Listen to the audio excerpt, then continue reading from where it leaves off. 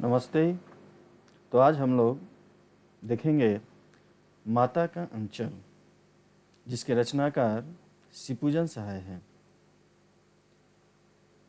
इनका जन्म 9 अगस्त 1893 शाहाबाद, भोजपुर, बिहार। निधन 21 जनवरी 1963। प्रमुख कृतियाँ: देहाती दुनिया, हिंदी ट्रांसलेशन, बिहार का विहार, विभूति, प्रतिबिंब आदि। प्रमुख पत्र पत्रिकाएं: गोलमाल, उपन्यास तरंग, गंगा जागरण।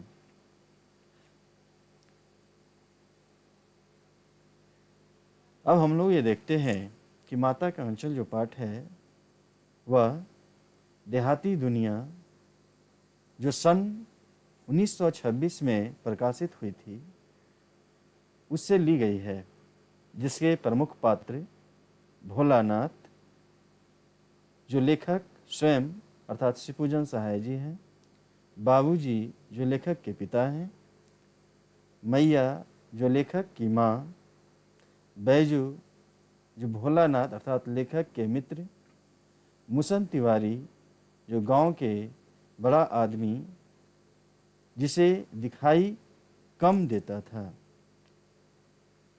तथा गुरुजी। तो इस तरह इस पाठ के प्रमुख पात्र हैं।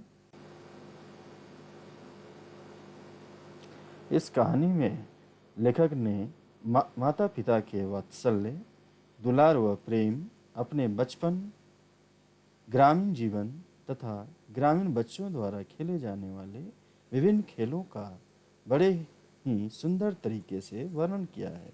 साथ में बात बात पर ग्रामीणों द्वारा बोले जाने वाली लोकोक्तियाँ का भी कहानी में बड़े खूबसूरत तरीके से इस्तेमाल किया गया है। जैसे, जहाँ लड़कों का संग तहाँ बाजे मृदंग, जहाँ बुढ़ों का संग तहाँ खर्चे का तंग। अर्थात यहाँ बता रहे हैं कि जहाँ लड़कों की टोली लगती है, लड़कों का जहाँ संग बैठते हैं, वहाँ प्रकृति चीज़ें के साथ, प्रकृति वस्तुओं के साथ खेल खेलने में लग जाते हैं, लेकिन बड़े जहाँ बैठते हैं वहाँ पर खर्चे की ही बात होती है, अर्थात खर्चे ही खर्चे देखे जाते हैं। अब आगे इस तरह हम लोग देखते हैं कि कहते हैं कि हमारे पिता अर्थात लेखक जो है अपने पिता के बारे में कहते हैं कि हमारे पिता तड़के उठकर निमट नवाकर पूजा करके बैठ जाते थे। हम बचपन से ही उनके अंग लग गए थे। अंग लगना अर्थात साथ रहने लगे, यानी बचपन से ही पिताजी के साथ रहने लगे।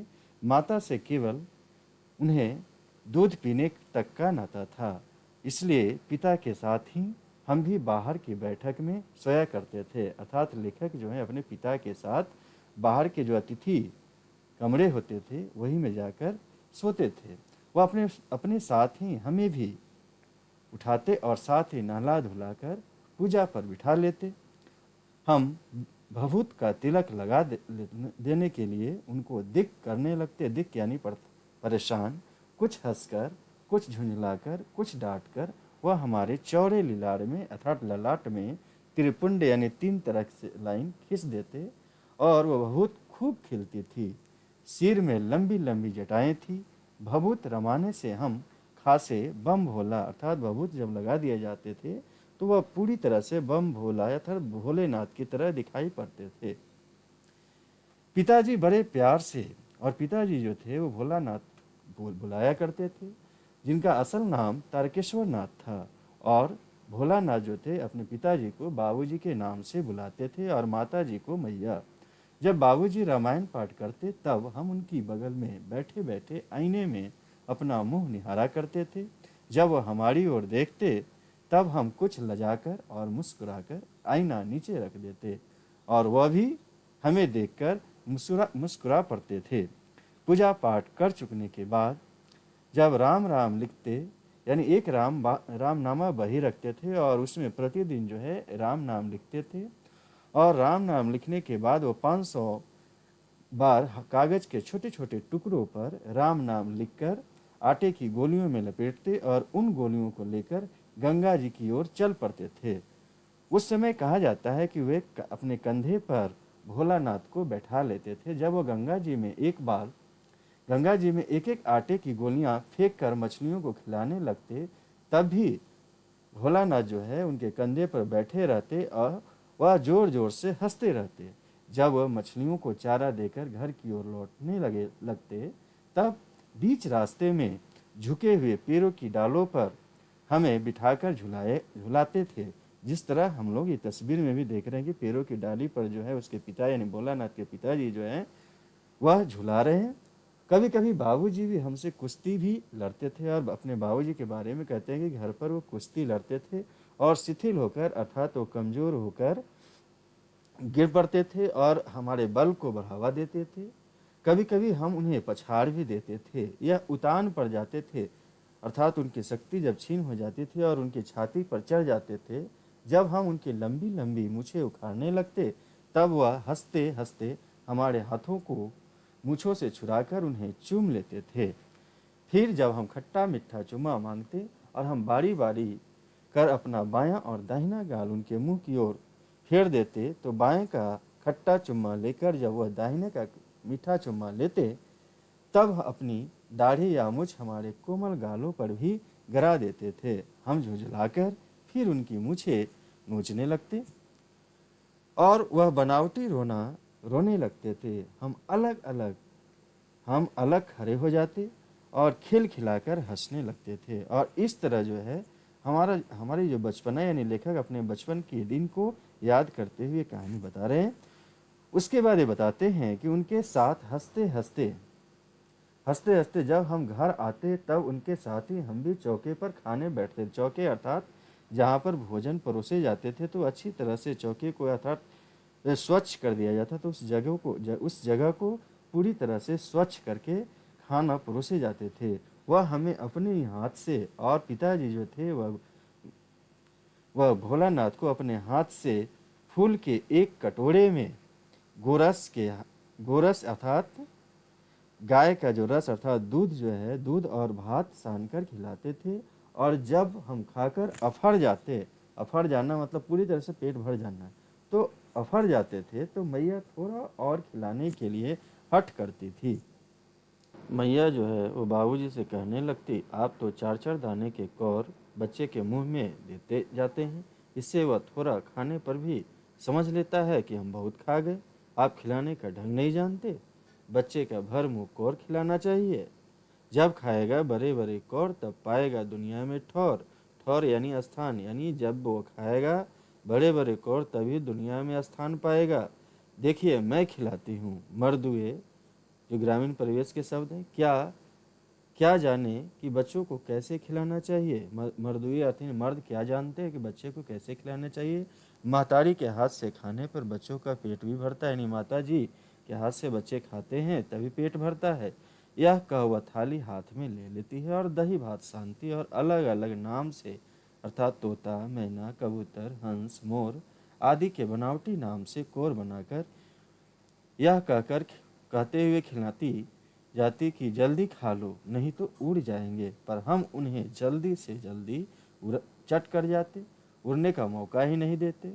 जब हम सब बनावटी चिड़ियों को चट कर जाते, तो बाबूजी कहने लगते, अच्छा अब तो तुम राजा हो गया, अब खेलो। बस हम उठकर उछलने कूदने लगते थे। फिर रस्से में बंधा हुआ काठ का घोड़ा नंग धरंग लेकर गली में निकल पड़ते थे। जब मैया हमें अचानक पकड़ पाती, तब हमारे लाख छटपटाने पर भी एक चुल्लू करवा तेल अर्थात सरसों का तेल हमारे सिर पर डाल देती थी। हम रोने लगते और बाबूजी उस पर बिगड़ खड़े होते, पर वह हमारे सिर में बोत कर हमें उबट कर ही छोड़ती थी। फिर हमारी नाभि और लीलार में काजल के बिंदी लगाकर चोटी गूंथती और उसमें फूलदार लट बांधकर रंगीन कुर्ता टोपी पहना देती थी। हम खास कन्हैया बनकर बाबूजी की गोद में सिसकते बाहर आते थे। और इस तरह जो है वह अपने बारे में बता रहे हैं लेखक कि इस तरह जो है बचपन में हम खेल खेलते थे और माताजी और पिताजी जो है हमारे बारे में इस तरह से या हमारे साथ इस तरह के प्रयोग करते थे। बाहर आते ही हमारी बाट जोहने वाले, बाट अर्थात रास्ते जोहने वाले बालकों का एक झुंड मिल जाता। हम उन खेल के साथियों को देखते ही सिसकना भूल जाते, और जैसे ही वह अपने मित्रों को देखते वह सिसकना भूल जाते, क्योंकि लगता है कि नहीं, हम अब जो है वह खेल में मस्त हो जाएंगे, खेल में लीन हो जाएंगे। और यदि बच्चे को पता चलेगा कि रो रहा है तो थोड़ी सी अपने आप को शर्मिंदा भी महसूस करेंगे, इसलिए खेल में घुल मिल जाते थे और सिसकना भूल जाते थे। बाबूजी की गोद में उतर पड़ते और हम जोलियों को दल में मिलकर तमाशे करने लगते। तमाशे भी ऐसे वैसे नहीं, तरह तरह के नाटक। चबूतरे का एक कोना ही नाटक घर बनता। बाबूजी जिस छोटी चौकी पर बैठकर नहाते थे वही रंगमंच बन जाती। उसी पर सरकंडे के खंभों पर कागज का चंदवा टांग कर, यानी छोटा जो समियाना है उस समियाना को टांग देते थे। मिठाइयों की दुकान लगाई जाती और उसमें चिलम के खोचे, और चिलम जिसको देखते होंगे कि चिलम जो मिट्टी के बनी हुई रहते हैं और उसमें से खींचते हैं, तो गांव में इस तरह के जो चिलम मिलते हैं। और खोचे पर कपड़े के थालों में ढेले के लड्डू बना लेते हैं। पत्तों की पूरी कचौड़ियाँ, गिल्ली मिट्टी की जलेबियाँ, फूटे घरों के टुकड़ों के बतासे आदि बच्चे जो है वह मिठाई की तरह सजा देते। ठीकरों के बटखरे और जस्ते के छोटे छोटे टुकड़ों के पैसे बनते, और हम ही लोग खरीदार और हम ही लोग दुकानदार। बाबूजी भी दो चार गोरखपुरिये पैसे खरीद लेते थे। थोड़ी देर में मिठाई की दुकान बढ़ाकर हम लोग घरौंदा बनाते थे। धूल की मेड़ दीवार बनती और तिनकों का छप्पर, दातुन के खंभे और दातुन जो रहते उसके खंभे बना लेते। दिया सलाई की पेटियों और दिया सलाई जो होती उसकी पेटियों के किवाड़ बना लेते थे। और घरे के मुहरे की चूल्हा चक्की, और घरे के जो मुँह है उसके चूल्हा चक्की बनाते। दिए की कढ़ाई बना लेते और बाबूजी की पूजा वाली आचमनी कलछी बनती। पानी के घी, और पानी जो है उसको घी बना लेते। यानी बचपन के जो खेल है वो इस तरह बच्चे जो खेल रहे पूरी तरह से प्राकृतिक वस्तुओं के साथ। और पानी के घी, धूल के पिसान, बालू की चीनी से हम लोग ये जेवनार मतलब भोजन यानी दावत देने के लिए तैयार करते। हम लोग जेवनार करते और हम ही लोग जेवनार बैठती, हम लोगों का जो है जेवनार बैठ जाती, यानी भोजन में के लिए बैठ जाते थे। जब पंगत बैठ जाती तो बाबूजी धीरे से आकर पात के अंत में जिमने यानी भोजन करने के लिए वह भी बैठ जाते। फिर उनको बैठते देखते ही हम लोग हंसकर और घरौंदा बिगाड़ कर भाग चलते, और वहाँ से 9 2 11 हो जाते। वह हंसते हंसते लोटपोट हो जाते और कहने लगते, फिर कब होगा भोज भोलानाथ। कभी कभी हम लोग बारात का भी जुलूस निकालते थे, यानी बच्चे जो है तरह तरह के जो खेल में मस्त रहते थे, खेल में व्यस्त रहते थे। और इसी तरह एक अगले जो बता रहे हैं कि वो बारात का भी जुलूस निकालते थे।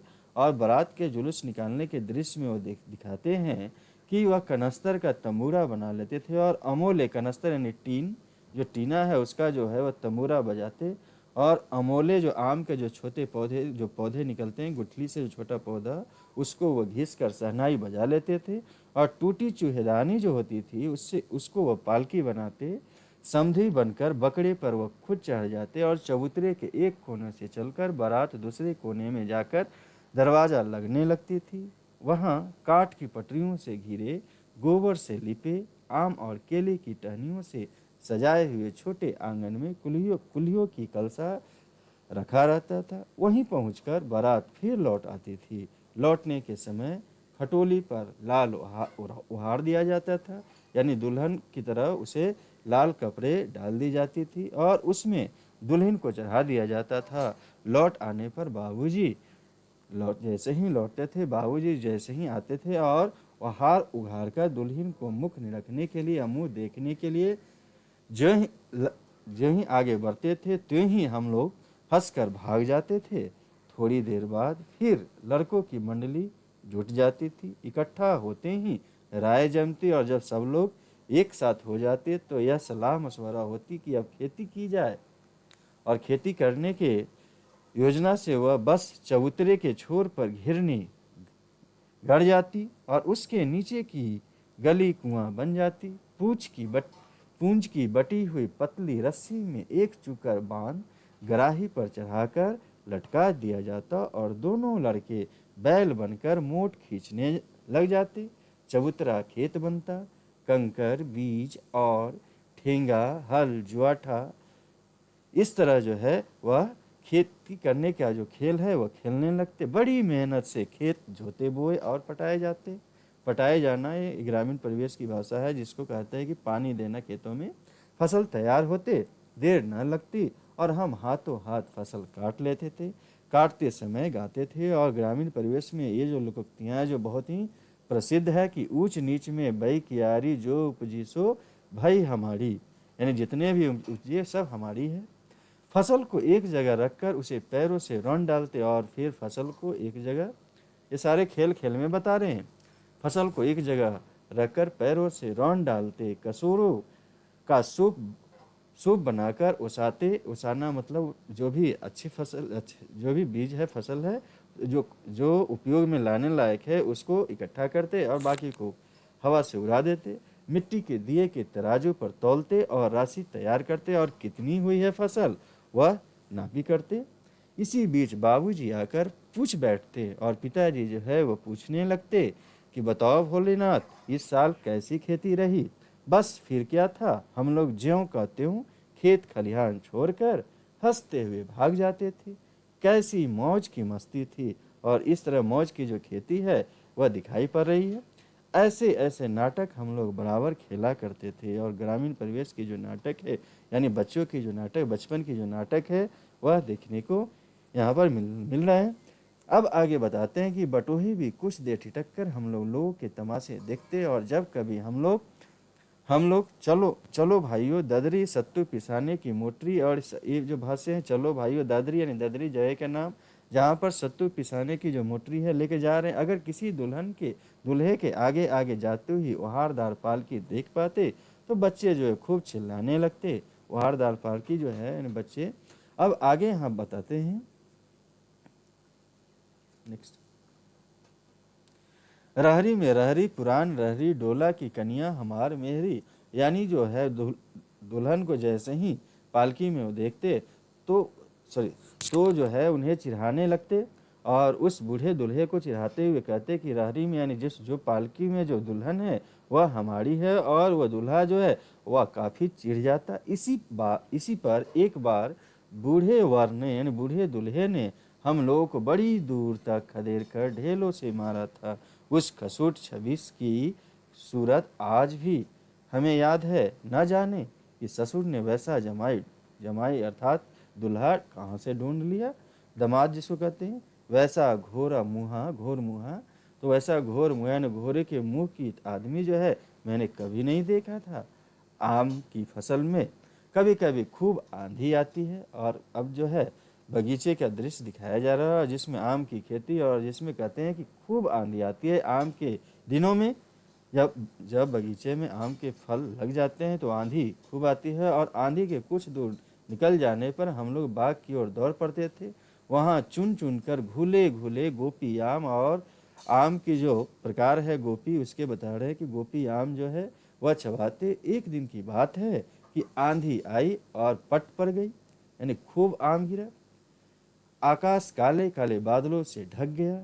मेघ गरजने लगे, बिजली कौंधने और ठंडी हवा सनसनाने लगी। पेड़ झूमने और जमीन चूमने लगे। हम लोग चिल्ला उठे, यानी सब लोग चिल्लाने लगा। एक पैसा की लाई बाजार में छितराई, बरखा उधरे बिलाई। ये गाँव में इस तरह के लोकोक्तियों देखने को मिलते हैं, सुनने को मिलते हैं। लेकिन बरखा नहीं रुकी, यानी बारिश नहीं रुकी। बच्चों कहने लगे कि अरे एक पैसा की लाई है बाजार में छितराई, और बरखा उधरे बिलाई, यानी बारिश जो है उधर ही चली जाए। लेकिन बरखा यानी बारिश नहीं रुकी और मूसलाधार पानी होने लगा। हम लोग पेड़ों की जड़ से धर से सट गए, जैसे कुत्ते के कान में अंठाई। कुत्ते के कान में अंठाई, यहाँ पर अंठाई जो है उस कीड़े के बारे में बताया गया जो बहुत छोटे से कीड़े हैं होते हैं, जो कुत्ते के कान में चिपक जाते हैं और छोड़ते नहीं हैं।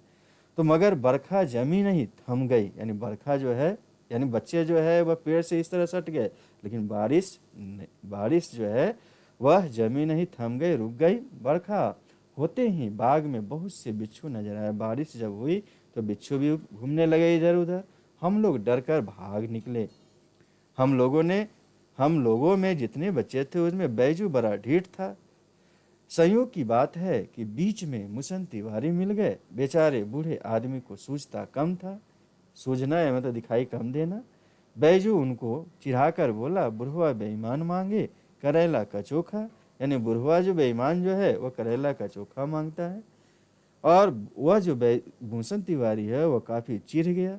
हम लोगों ने भी बैजू के सुर में सुर मिलाकर यही चलाना शुरू किया, मुसन तिवारी बेतहासा खदेरा। हम लोग तो बस अपने अपने घर की ओर आंधी हो चले, यानी जोर से दौड़ तेजी से भागे। जब हम लोग न मिल सके तब तिवारी जी सीधे पाठशाला में चले गए। वहां से हमको और बैजू को पकड़ लाने के लिए 4 लड़के गिरफ्तारी वारंट लेकर छूटे। यानी 4 लड़कों को जो है जैसे ही शिकायत मिली गुरुजी के पास, गुरुजी 4 लड़कों को भेजे गिरफ्तारी वारंट के साथ, जाओ और भोलानाथ और उसके मित्र को पकड़ कर लेते आओ। त्यों ही गुरुजी ने सिपाही त्यों ही गुरुजी के सिपाही जो है हम लोगों पर टूट पड़े। बैजू तो 9-2-11 हो गया, हम पकड़े गए। फिर तो गुरुजी ने हमारी खूब खबर ली। बाबूजी ने यह हाल सुना तो दौड़ते हुए पाठशाला आ गए। गोद में उठाकर हमें पुचकारने और फुसलाने लगे, पर हम दुलारने से चुप होने वाले लड़के नहीं थे। रोते रोते उनका कंधा आंसुओं से तर कर दिया, इन आंसुओं से भिगा दिया। वह गुरुजी की चिरौरी करके हम घर ले चले, यानी गुरुजी से किसी तरह से बचाकर हमें घर ले गए। रास्ते में फिर हमारे साथ लड़कों का झुंड मिला। वे जोर से नाचते और गाते थे और गाते हुए बोले कि माई पकाई गरर गरर पुआ हम खाइब पुआ ना खेलब जुआ। और ये भी लोकतियाँ जो है काफ़ी प्रसिद्ध है ग्रामीण परिवेश में, गाँव में। फिर क्या था, हमारा रोना धोना भूल गया, यानी हमारा रोना धोना खत्म। हम हट करके बाबूजी की गोद से उतर पड़े और लड़कों की मंडली में मिल के लगे और वहीं तान सुनकर अलापने लगे। तब तक सब लड़के सामने वाले मकई के खेत में दौड़ पड़े और बगल में जो मकई के खेत है उसी में सब लोग चल गए।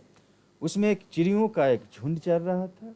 वे दौड़ दौड़ कर उन्हें पकड़ने लगे, पर एक भी हाथ न आई। हम खेत से अलग ही खड़े होकर गा रहे थे कि राम जी की चिड़ई राम जी का खेत खा लो चिड़ई भर भर पेट।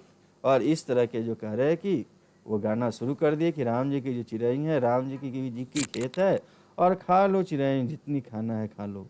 हमसे कुछ दूर बाबूजी और हमारे गांव के कई आदमी खड़े होकर तमाशा देख रहे थे और यही कहकर हंसते थे कि चिड़िया की जान जाए और लड़कों का खिलौना।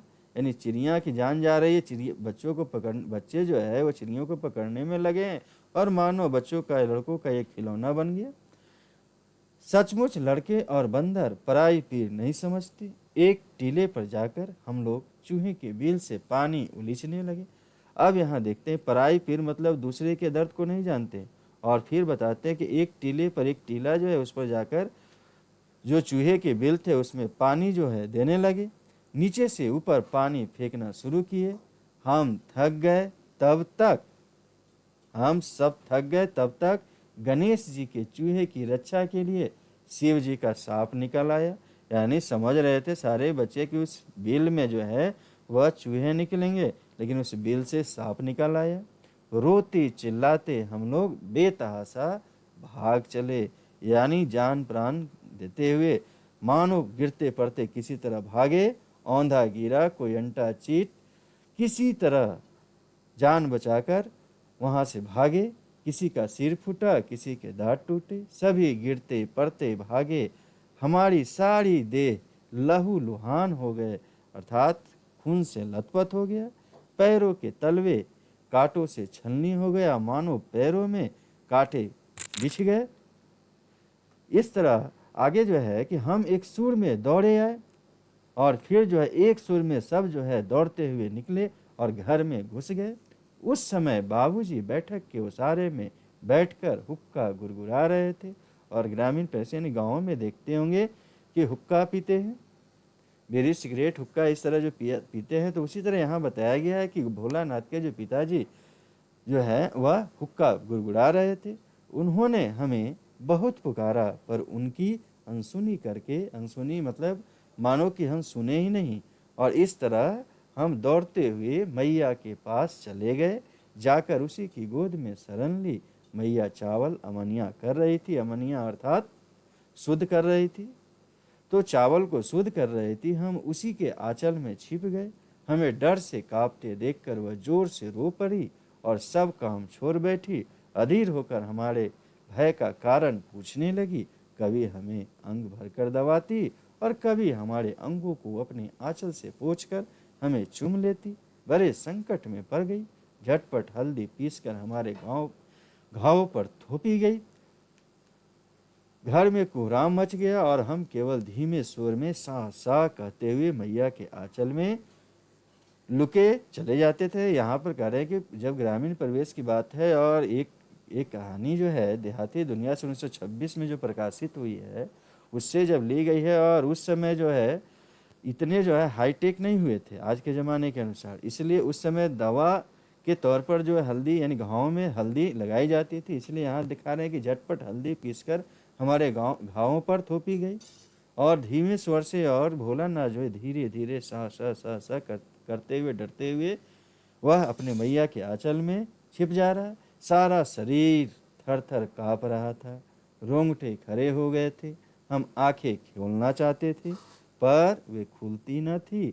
हमारे कांपते हुए होठों को मैया बार बार निहार कर रोती और बड़े लार से हमें गले लगा लेती। इसी समय बाबूजी दौड़ आए। आकर झट हमें मैया की गोद से अपनी गोद में ले लिए। हमने मैया के आंचल की प्रेम और शांति के चंदों की छाया ना छोड़ी, यानी ले लेना चाह रहे थे, लेने लगे, पर हम जो है मैया के नहीं आंचल से नहीं गए। तो इस तरह यहाँ पर देख रहे हैं कि जो माता के आंचल जो पाठ है, जिसमें यहाँ पर दिखाया जा रहा है कि दिन भर भोलानाथ रहते तो पिताजी के साथ, लेकिन शांति जो है और सुरक्षा जो है वह मैया के आंचल में ही पाया। इसीलिए बाबूजी को ओसारे में देखने के बाद भी वहाँ वह नहीं रुककर मैया के आंचल में चला गया। और इस तरह ये जो कहानी जो है मैया का आंचल वह खत्म होते हैं। धन्यवाद।